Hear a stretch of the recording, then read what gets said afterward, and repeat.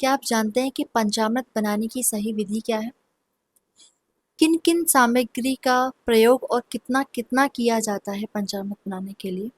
और पंचामृत बनाने का महत्व क्या है? जय जय श्री राधे, जय जय श्री हरिवंश। स्वागत करती हूँ मैं आप सभी का हमारे चैनल पर। मैं आप सभी को बता दूं कि हम अपने चैनल पर एक जन्माष्टमी स्पेशल सीरीज लेकर के चल रहे हैं, जिसमें हमने सबसे पहले बात की थी कि जन्माष्टमी हमारे ब्रज में किस प्रकार बनाई जाती है। उसके बाद हमने बात की थी कि ठाकुर जी का जन्माष्टमी स्पेशल जो सबसे प्रिय भोग होता है कि धनिया की पंजीरी, उसको कैसे बनाया जाता है और क्यों बनाया जाता है। इसी सत्र में आगे बढ़ते हुए आज हम बात करेंगे कि पंचामृत की सही विधि क्या है।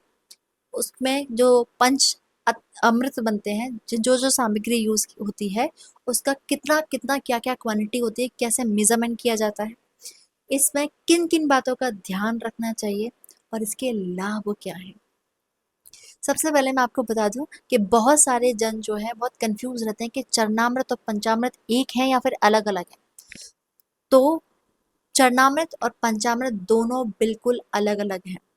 चरणामृत होता है ठाकुर जी के चरणों का जल, जो जल ठाकुर जी के चरणों को छूकर आया, जिससे हमने ठाकुर जी के चरणों को धुला है, उसे हम कहते हैं ठाकुर जी का चरणामृत।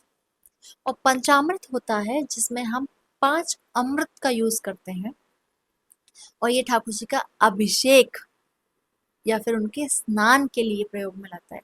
व्रत में, त्योहारों में या फिर कथाओं में हम लोग जब ठाकुर जी का अभिषेक करते हैं, उनका स्नान कराते हैं, तो इन पंच अमृत को यानी कि पंच सामग्रियों का यूज होता है, जिससे हम पंचामृत बनाते हैं। पंचामृत बनाने के लिए सामग्री क्या क्या चाहिए? हमें चाहिए दूध, दही, शक्कर, शहद और घी। अब जानते हैं कि हमें इन सामग्री में से क्या क्या चीज कितने कितनी क्वांटिटी में लेनी चाहिए, सही मेजरमेंट क्या है, कैसे पंचामृत बनाया जाता है। तो देखिए, अब हम देख लेते हैं। यहाँ पर हमने 5 जो हमें चीजें चाहिए, जैसे हमें चाहिए हमारा दूध, दही, शक्कर, घी और शहद, ये हमने रख लिया है। अब हम बात करेंगे कि किस प्रकार हमें मेजरमेंट करना है। तो मैं यहाँ पर मेजर करने के लिए चम्मच का प्रयोग कर रही हूँ आप सबको दिखाने के लिए। आप अपनी आवश्यकता अनुसार इन सामग्रियों का प्रयोग कर सकते हैं। हमने एक पात्र ले लिया है जिसमें सबसे पहले मैं डालूंगी शहद। शहद हमें, अगर हम चम्मच से यूज करें, तो मैंने सपोज कीजिए 1 चम्मच यहाँ पर शहद ले लिया है। तो जितना मैंने शहद लिया है, उतनी ही दुगनी मात्रा में मैं इसमें घी डालूंगी। मैंने शहद 1 चम्मच लिया था, तो मैं घी डालूंगी 2 चम्मच। अब घी के बाद बारी आती है शक्कर की। तो मैंने घी 2 चम्मच लिया था, उसी का दुगना मैं प्रयोग करूंगी शक्कर का। मैंने घी 2 चम्मच लिया, तो मैं 4 चम्मच यूज करूंगी शक्कर। शक्कर आपको पीस करके डालनी है, और यदि आप नहीं पीस पा रहे, आपके पास बूरा है, तो आप वो भी यूज कर सकते हैं, वो भी प्रयोग में ला सकते हैं। लेकिन क्वांटिटी वही रहेगी, जितना आपका घी है उससे दुगना ही आपको शक्कर लेना है। अब जितना आपने शक्कर लिया था, उसका दुगना आपको लेना है दधी या फिर दही। जैसे मैंने यहाँ पे 4 चम्मच शक्कर लिया था, तो मैं उसी का दुगना लूंगी दही, यानी कि 8 चम्मच दही। ये मैंने 8 चम्मच दही ले लिया है। अब हम लेंगे दूध। जितना मैंने दही लिया था, उसका ही दुगना हो जाएगा दूध। मैंने दही लिया था 8 चम्मच, तो यहाँ पे हम डालेंगे 16 चम्मच दूध। 16 चम्मच दूध हमने ले लिया है। तो इस प्रकार हमारा जो मेजरमेंट होना चाहिए परफेक्ट, जो पंचामृत बनाने के लिए, वो तैयार है। मैं आपको फिर से एक बार रिपीट कर दूं। हमें, यदि हमने 1 चम्मच शहद लिया है, तो हमें उसका दुगना लेना है घी। हमने जितना घी लिया है, उसके बाद हम लेंगे उतनी ही दुगनी शक्कर। शक्कर हमने जितनी ली है, उससे दुगना हम लेंगे दही, और दही हमने जितना लिया है, उससे दुगना लेंगे हम दूध। इसी क्रम में आपको सामग्री प्रयोग में लानी है। पहले शहद, फिर घी, फिर शक्कर, फिर दही और फिर दूध। अब देखिए, इसको मिलाने के लिए आपको थोड़ा सा श्रम लग सकता है, क्योंकि जो जो घी है वो ऊपर आ जाता है, ऊपर दिखने लगता है, तो उसको मिलाने के लिए थोड़ा सा श्रम लगेगा। आप इसको अच्छे से मिश्रण बना लीजिएगा, एक कंसिस्टेंसी होती है इसकी एक अच्छी सी, वो बना लीजिएगा। अगर आप डालना चाहें तो आप इसमें मखाने ऐड कर सकते हैं, ड्राई फ्रूट्स ऐड कर सकते हैं, नहीं करना चाहते तो वो आपकी श्रद्धा है। अब हम बात करते हैं कि पंचामृत हम किस प्रकार बनाएं। उसकी दो विधि होती है, एक तो जो शास्त्र में बताते हैं और एक जो हम शॉर्टकट भी अपना सकते हैं। देखिए, सबसे पहली बात, हम पंचामृत बनाते हैं ठाकुर जी का अभिषेक या फिर स्नान करके। ठीक है, हमने अपने ठाकुर जी को सुंदर से एक साफ पात्र में बिठाया अच्छे से।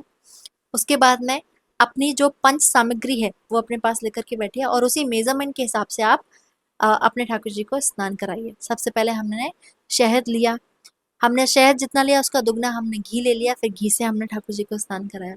हमने घी जितना लिया उसी का हमने दुगना शक्कर या फिर बूरा ले लिया, पिसा हुआ होना चाहिए, बिल्कुल बारीक पाउडर, ठाकुर जी को चुभे ना ज़्यादा। हमने फिर शक्कर से उनको स्नान करा दिया, जितना हमने घी था उतना ही हमने दुगना शक्कर ले लिया। जितना हमने शक्कर लिया है उसी का दुगना हम दही लेंगे, फिर हम दही से स्नान कराएंगे। और जितना हमने दही लिया है उसका दोगुना हम लेंगे दूध, फिर हम दूध से उनको स्नान कराएंगे। अब हम स्नान कैसे कराएं? यदि आपसे हो सके तो एक शंख ले लीजिएगा, शंख के द्वारा शंख में ये सारी चीजें डालते जाइएगा और ठाकुर जी को स्नान कराते रहिएगा। शंख नहीं है तो एक चलनी ले लीजिएगा, चलनी तो आपके घर सबके घर में मिल जाती है। आप जो जो सामग्री है वो चलनी पर डालिए, वो ठाकुर जी को पड़ जाएगा। ठाकुर जी को घिसिएगा मत इन सब चीजों को लगाते समय, उनका अभिषेक कराना है, उनको घिसना नहीं उनसे। ठीक है, ये तो हो गया शास्त्रों के अनुसार जैसे हमें जो अभिषेक करना चाहिए। लेकिन यदि बहुत सारे लोग जल्दी जल्दी में शॉर्टकट अपनाना चाहते हैं तो उसके लिए हम ये भी कर सकते हैं कि सारी जो सामग्री है उनका हमने पहले मिश्रण बना दिया और हम उस मिश्रण से ठाकुर जी को अभिषेक कर दें। हमें एक एक करके नहीं डालना, तब मिश्रण करके डाल लेना है, लेकिन जो शास्त्रों में बताया गया है हमें वैसे ही करना चाहिए। यदि आपको किसी कारणवश बहुत जल्दी में है या फिर कुछ कुछ कारण है आपके पास अपना, तो आप वैसे कर सकते हैं, सारी चीजों का मिश्रण बना करके आप उनका अभिषेक कर सकते हैं।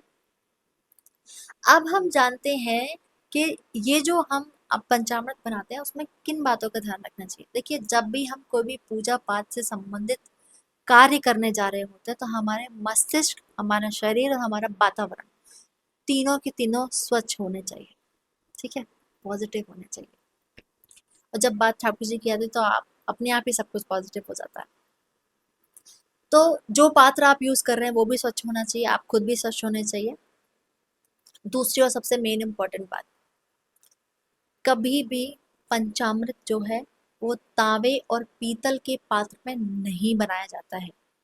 आपको तावे और पीतल का पात्र प्रयोग में बिल्कुल नहीं लेना है पंचामृत बनाने के लिए। आप स्टील का कोई भी पात्र ले सकते हैं, और यदि आपके घर में चांदी का कोई पात्र है तो अच्छी बात है, और नई भी है तो कोई ऐसी बात नहीं है कि आपको लेना ही जरूरी है। आप स्टील के पात्र में जो साफ हो उसमें आप पंचामृत बना सकते हैं, उसी में आप ठाकुर जी को रखिए, उनसे अभिषेक कीजिए, आपका पंचामृत तैयार हो जाएगा।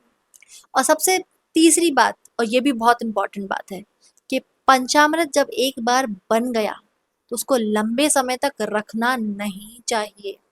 इसके साइंटिफिक रीजंस भी हैं, और एक स्पिरिचुअल रीजन मैं आपको बता देती हूँ कि यदि आपके हाथ में प्रसाद आया तो उसको तुरंत ग्रहण कर लेना चाहिए, उसको वेट नहीं कराना चाहिए, ना ही करना चाहिए कि हम इसको थोड़ी देर में पालेंगे। जी नहीं, ये अपराध होता है, अपमान होता है प्रसाद का। जिस समय पे आपके हाथ में प्रसाद आया हो आपको उसी समय पे उसको ग्रहण करना है। इसको लंबे समय, कुछ कुछ क्या करते हैं कि फ्रिज में रख दिया, हम शाम में पालेंगे या फिर हम दूसरे दिन पालेंगे, ये नहीं करना है। जिस समय पे पंचामृत बन जाए उसी समय पे उसको बांट दीजिए, ज्यादा देर उसको लंबे समय के लिए रखना नहीं है।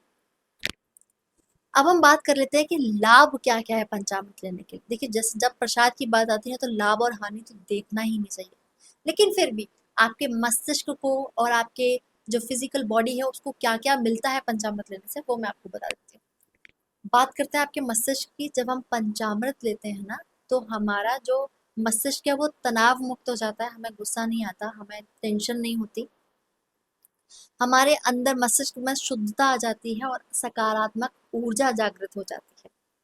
यदि बात करें बॉडी के अंदर की, तो पंचामृत में जैसा कि दूध है, दही है, कैल्शियम का एक अच्छा स्रोत है, जिससे आपकी हड्डियां मजबूत होती हैं और आपका शरीर भी ठंडा रहता है।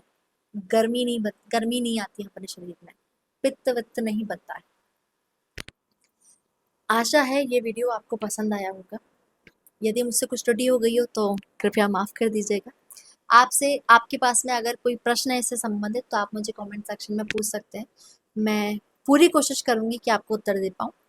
आपको अगर ये वीडियो पसंद आया है तो इसको कमेंट कीजिए, लाइक कीजिए और इसको ज़्यादा से ज़्यादा शेयर कीजिए।